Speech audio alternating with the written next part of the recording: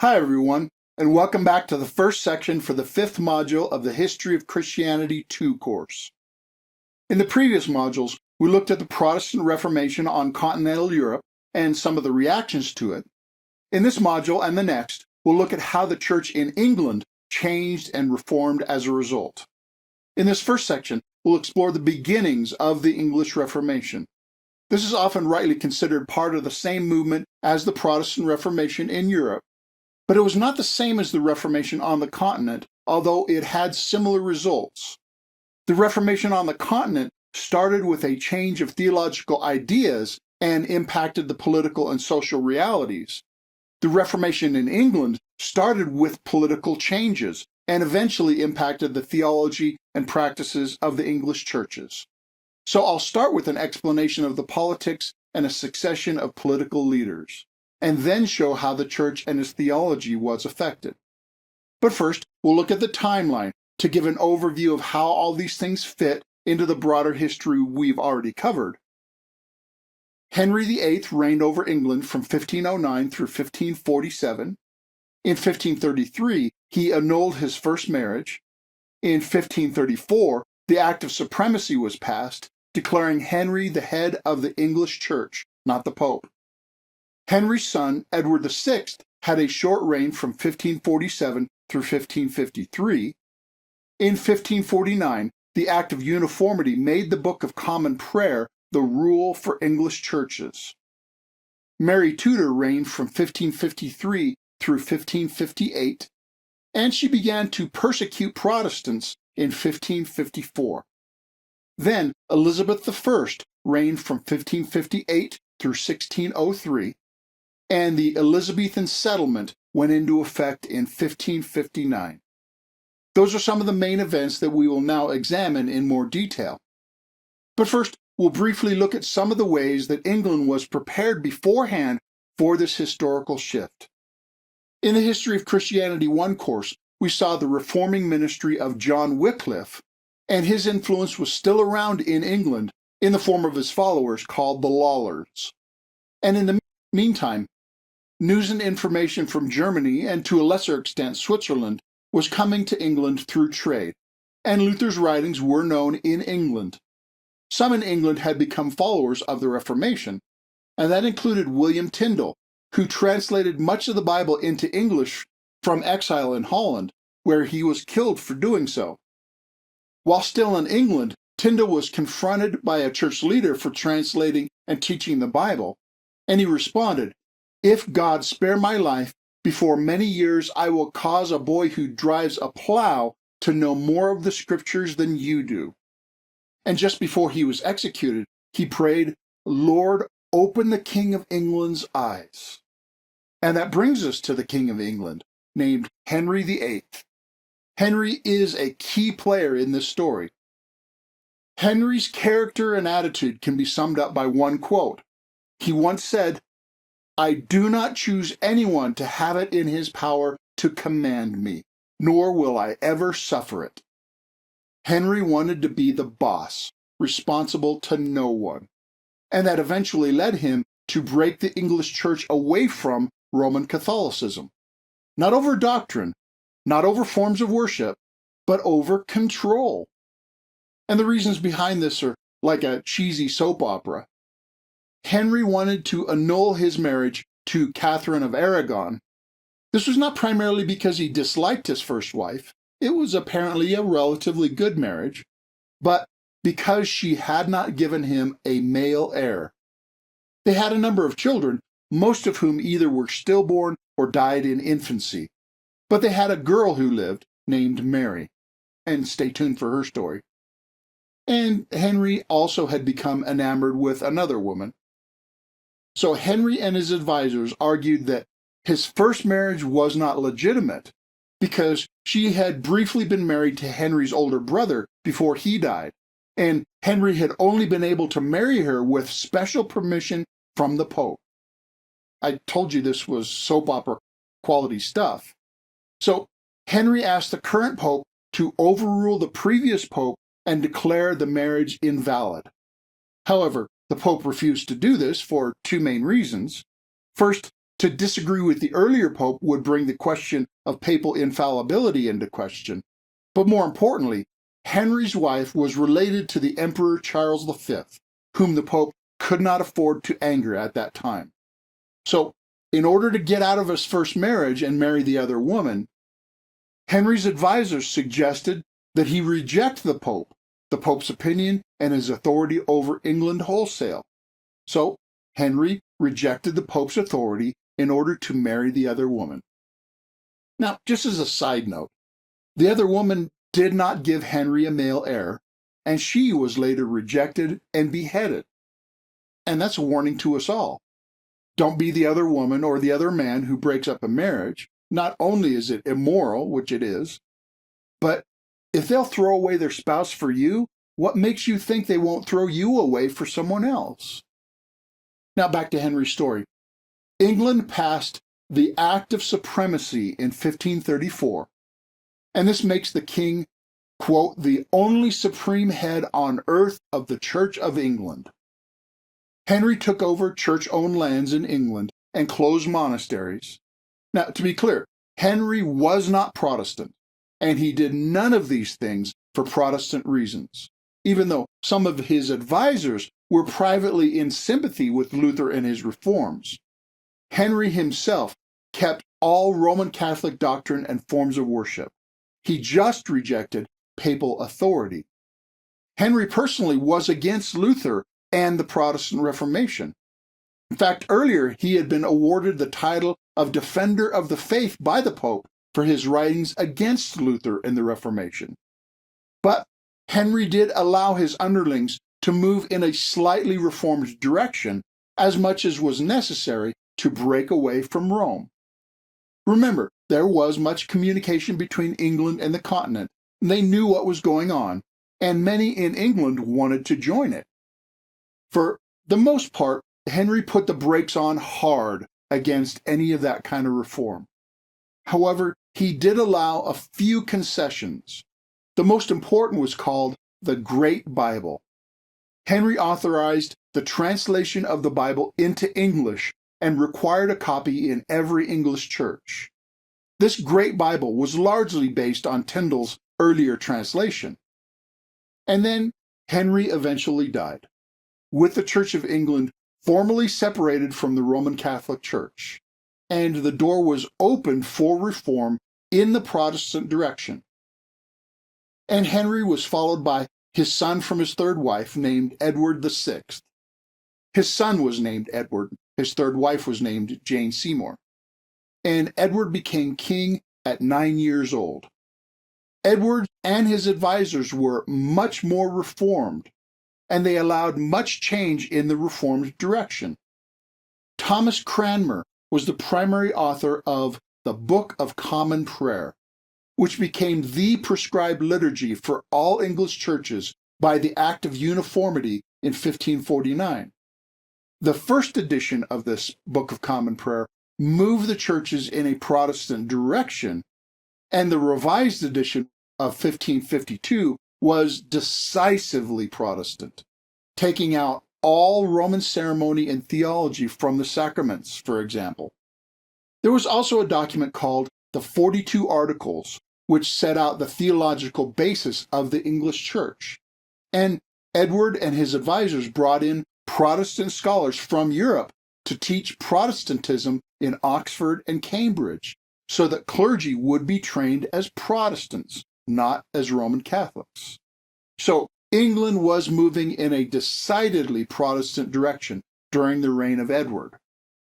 However, Edward died early at the age of 16, and he was succeeded by his half-sister, by Henry's first wife, Mary I, and she's also known as Mary Tudor. And she received the nickname of Bloody Mary for reasons we'll see in a minute. Mary Tudor was Roman Catholic, both in her personal sympathies, but especially out of necessity to secure her right to rule. Because if Henry was right and the Pope was wrong, her mother was not married to Henry, and she was not the rightful heir to the throne. But if the Pope was right, her mother was married to Henry, and she was the legitimate ruler. and therefore Mary sought to undo all that had been done toward Reformation. She reversed the act of supremacy and most of the changes done under Edward. And she persecuted Protestants and killed many of their leaders, which is why she's often called Bloody Mary. John Rogers and Hugh Latimer, people of high authority under Edward, were among the first Protestant martyrs under Mary.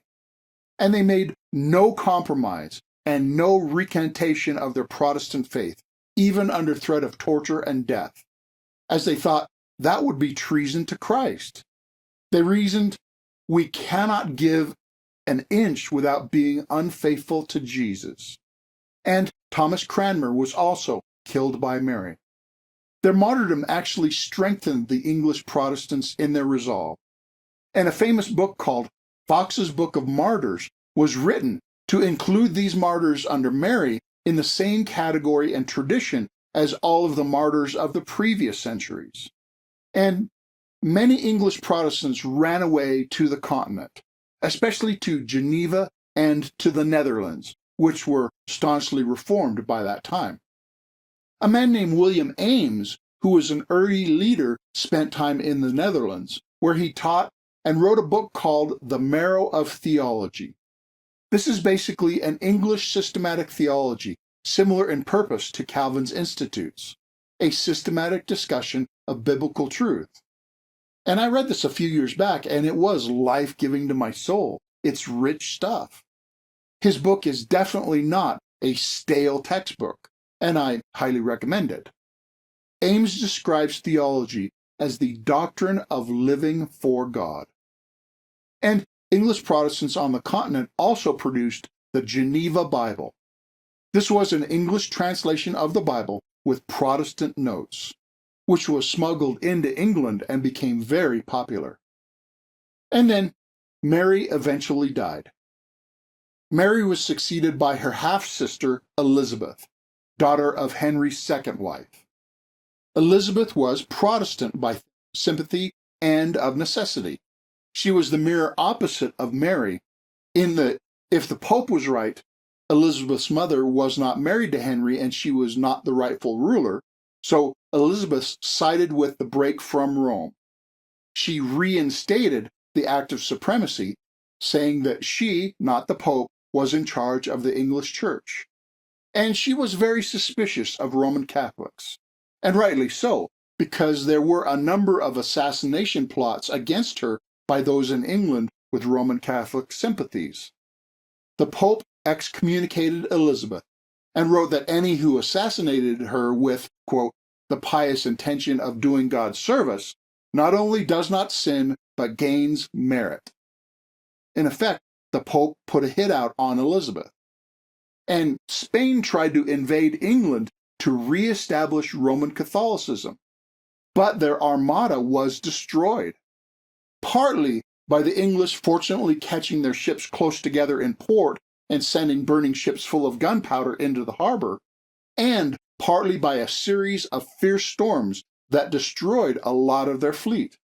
And the English saw this defeat of the Spanish Armada, which vastly outnumbered and outmatched the English, as a sign of divine intervention on behalf of the Protestant cause. But Elizabeth herself was more moderate. She seemed to want to make room for all Protestants, and she allowed Roman Catholics, as long as they did not rebel or deny her right to rule.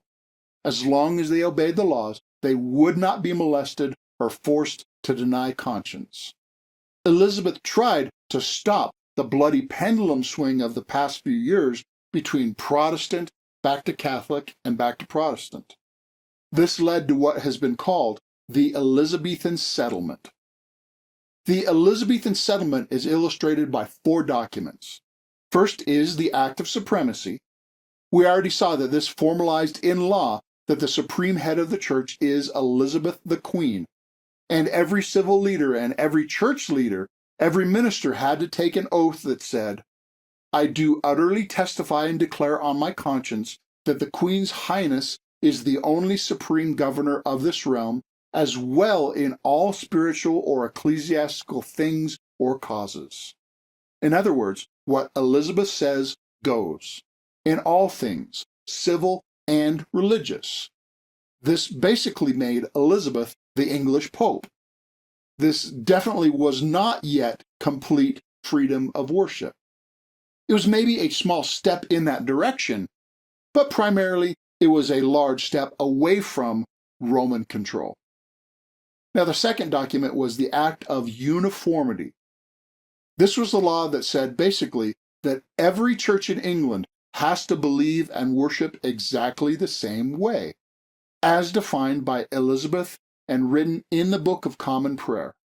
And there were stiff penalties for worshiping, preaching, and leading a service in any other way. And the third document was the Book of Common Prayer. Now, we already saw that the original version was written by Thomas Cranmer during Edward's reign, and then updated in a much more reformed direction in 1552. But Elizabeth issued a compromise version in 1559 that was not quite as reformed or anti-Roman Catholic. This book was the liturgy for all English worship. It included the service outlines and ritual for all occasions, and there is much great and profound stuff there. And the prayer book has had profound effect on many English-speaking churches afterwards. For instance, the traditional marriage ceremony, the one that begins, "Dearly beloved, we're gathered here today," that is straight out of the prayer book.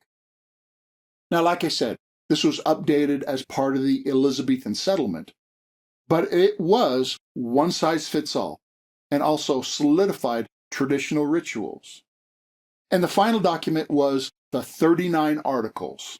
This was an updating of the earlier 42 Articles, and it became the Creed and Confession of the Church of England. And the Anglican Church today still gives lip service at least to the 39 Articles, although many parts of the modern Anglican Church are totally apostate. The 39 Articles are standard confessional stuff.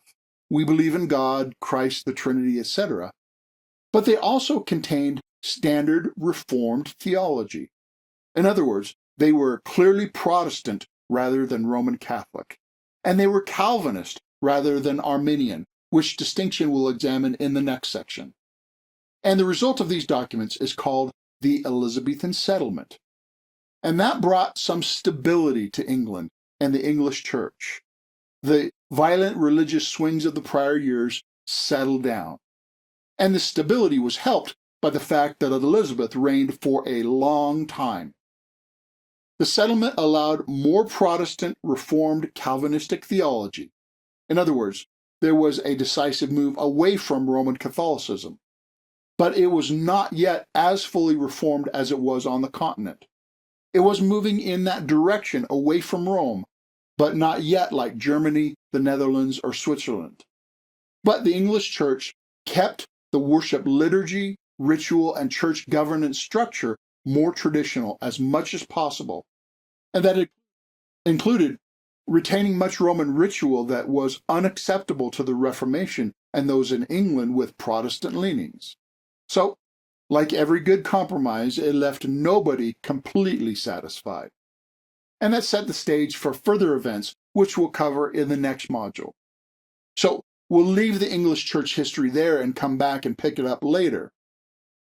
At the same time, there was Reformation in Scotland to the north.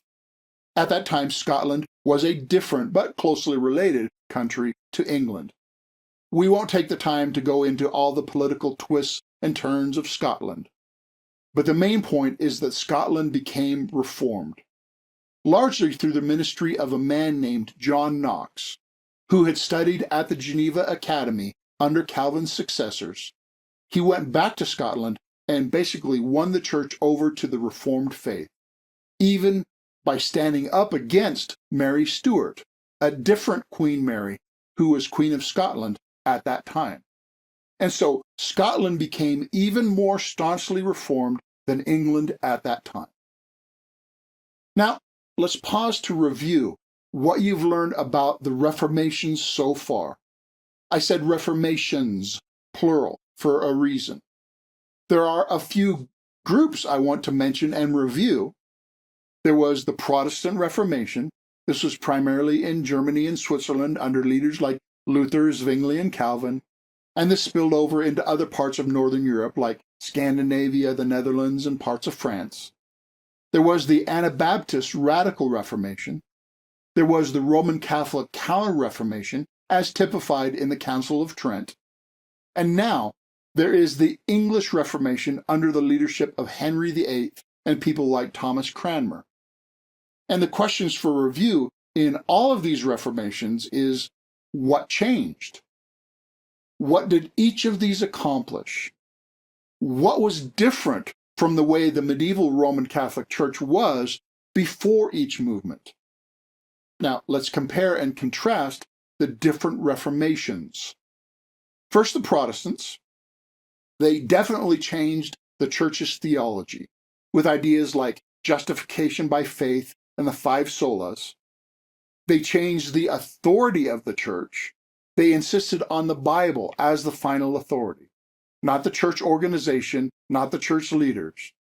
And they changed many of the rituals of the church. They changed the preaching, worship, and liturgy to some extent. And all of life changed in some way based on their newfound theology. But by the way, we mentioned they didn't change everything.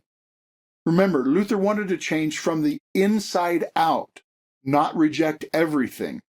They only changed what was necessary and had good biblical reason for change. And finally, they worked to challenge and fix abuses such as indulgences and church leaders who were not godly or competent. The Protestant Reformation, like the name says, both protested against Rome and reformed the theology and practices of the church. Next is the Anabaptists. And this is more difficult to say because there was such a variety in the Radical Reformation. But in terms of theology, they definitely changed. In some ways, they changed more than the Protestants. But in other ways, they were more similar to the medieval church in their theology of salvation. They definitely changed more of the rituals and practices of the church, and they also worked to fix the medieval abuses. Although a few of the radical reformers added new abuses, and some Protestants responded to the Anabaptists with their own abuses. The Radical Reformation protested against the Protestants and reformed even farther in many cases. And that brings us to the Catholic Counter-Reformation. Based on the same categories, the Council of Trent did not really change the theology. They mostly solidified and entrenched it in reaction to the Protestants. And they did not change authority. They more strongly emphasized church leaders and tradition as an authority in response to the Protestants. They did not really change any of the church's rituals and practices, but they did work to fix abuses.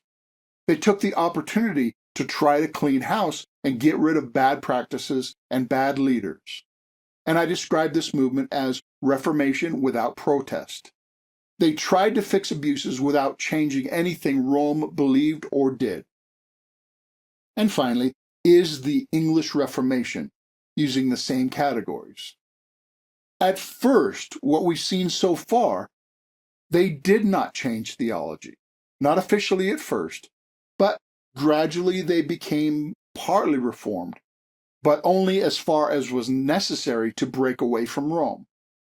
They definitely changed authority. The basis of the English Reformation is that the Pope cannot tell King Henry what to do, period. At first, it was a question of who has the power, nothing else. Henry was the authority, not the Pope. That was not quite sola scriptura of the Protestants.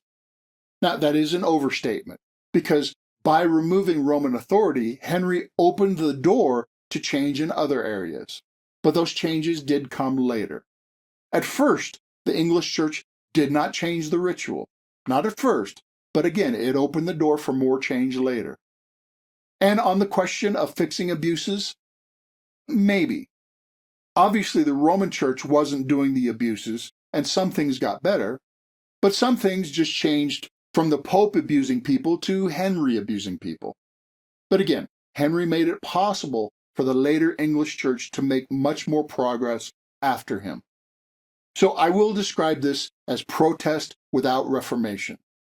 At first, it rejected the Roman Catholic Church, but changed little from what had gone before.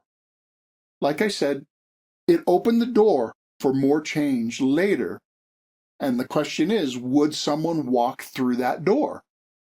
And that's largely the topic for the next module. But now let's pause and reflect. Try to put yourself in their shoes.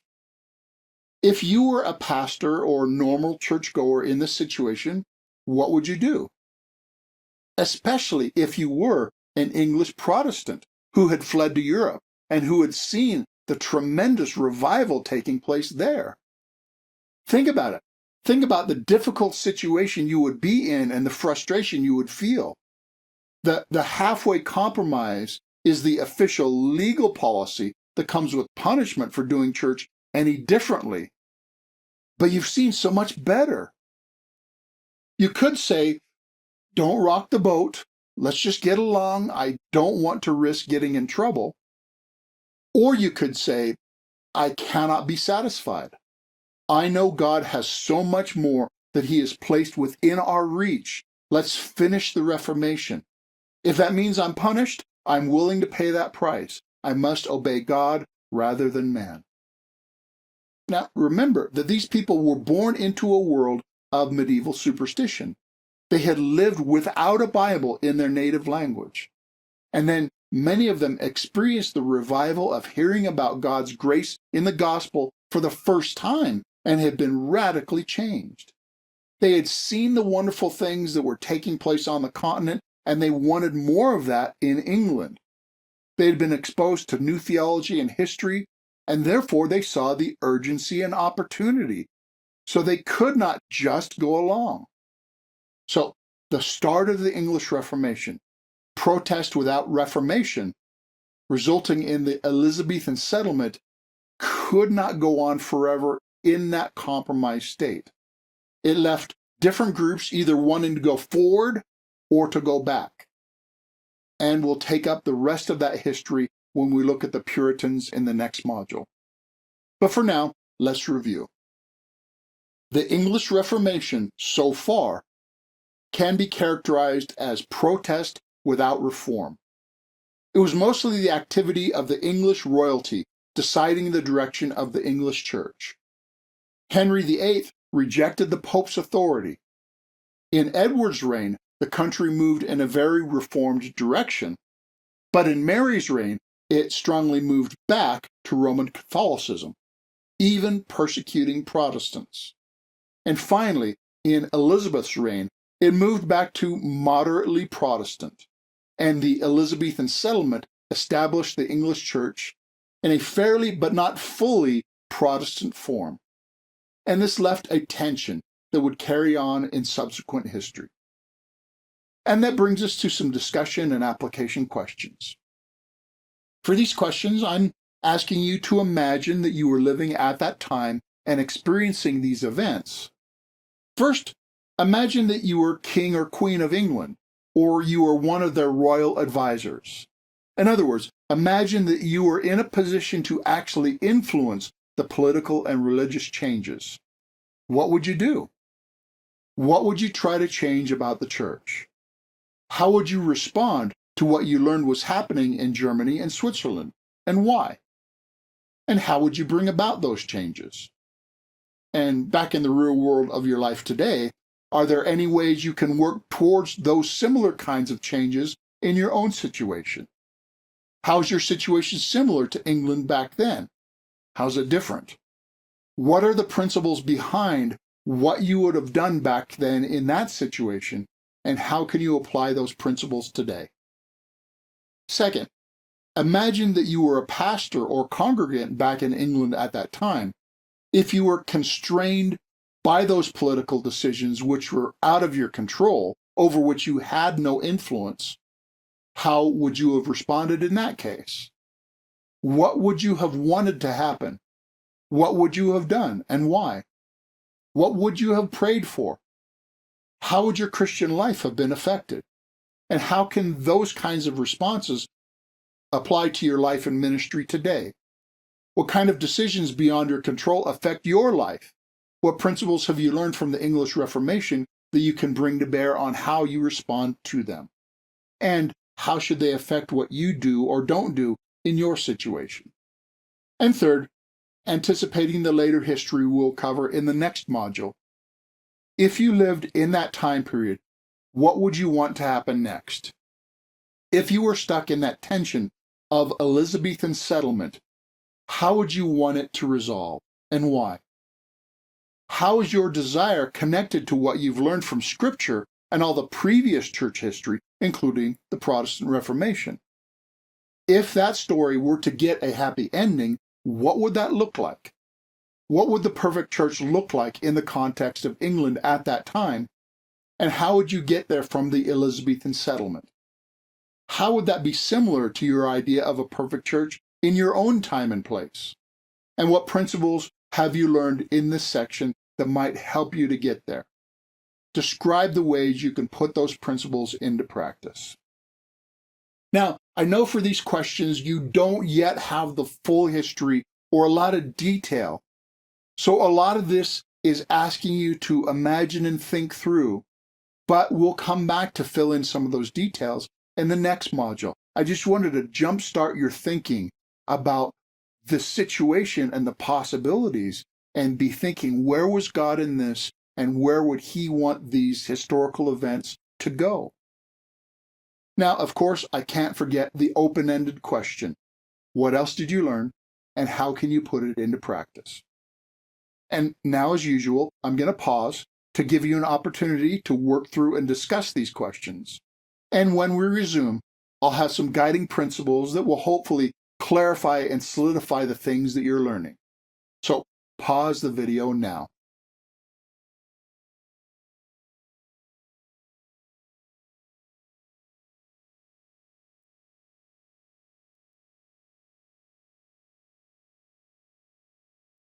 Now we're back for some guiding principles.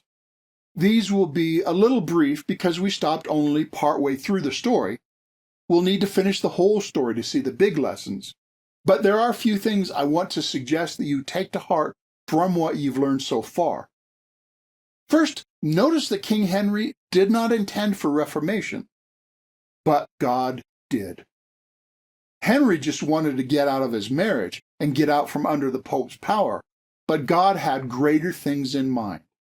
It's similar to Joseph's reply to his brothers in Egypt. He said, "You intended it for evil, but God intended it for good, to accomplish what is now being done." And there are many times when we cannot see that God is working, and yet he is. We don't understand what he's doing, but he is doing something good. He can even use bad people and stupid actions, which are done for selfish reasons, and turn them so that they eventually result in his glory and our benefit. Now, of course, that does not mean that those bad things are good, but it means that we can trust God when things happen that are beyond our control. And the second principle is that political decisions will never build the church, yet political decisions can hinder the church, at least to some extent. As the old saying goes, you can't legislate morality, but you certainly can legislate immorality. The decisions of the kings and queens of England certainly did have an impact on the English church of that time. And even in our country, the church cannot completely rise above the decisions of our culture and government leaders. The effects of these things have at least some influence on the church, for better or worse. Now, politics and cultural engagement is never the primary concern of the church. We are to worship God and make disciples, and those other things should never distract us from that. But part of the church's ministry should train people to make a difference in their world, and that includes making a difference in culture, society, and even politics. One of the people in your church could cast the vote that keeps a scoundrel out of office. One of the people you disciple could influence a decision that will protect godliness or save many lives. And many Christians together working toward a godly Christian society will make society better for everyone, including non-Christians. Honestly ask yourself, who has it better? Muslims living in a predominantly Christian society or Christians living in a predominantly Muslim society? Atheists living in a Christian society or Christians living in an officially atheist society? Now, history is very clear on that one. So, Henry and Edward's and Elizabeth's advisors, who influenced them in a good direction and benefited the church of their time, did good. They were principled and prepared and took advantage of the opportunities given to them by their positions and the opportunities they had in history. And they moved the country in a more reformed and more godly direction. And I think God was pleased with their work. And the pastors who faithfully pastored and the everyday Christians who lived faithful Christian lives, even in crazy changing circumstances, also did good. And they worked toward godliness in whatever spheres they had influence. And I believe God was pleased with that as well. Now, like I said, we've paused in the middle of the story, and there's more history to come in the English church, which we will cover in the next module. The church in England eventually did great good with worldwide implications, and we've only seen the beginning of the preparation for later greater things. And we only got a quick tour of all that happened in the period that we've covered so far. There is much more to learn if you want to go back and study in more depth. But I hope you now have a good overview understanding as well as a healthy curiosity for where this story is heading. And I pray that God continues to give you insight into why all this matters and how it applies to your life. In the next module, we will come back to the English Reformation, but in the second section of this module, we'll need to cover a different sequence of events that is important on its own, but it will also prepare us to understand the rest of the story of the English church. And so I hope that you'll join us in the next section. Thanks for watching.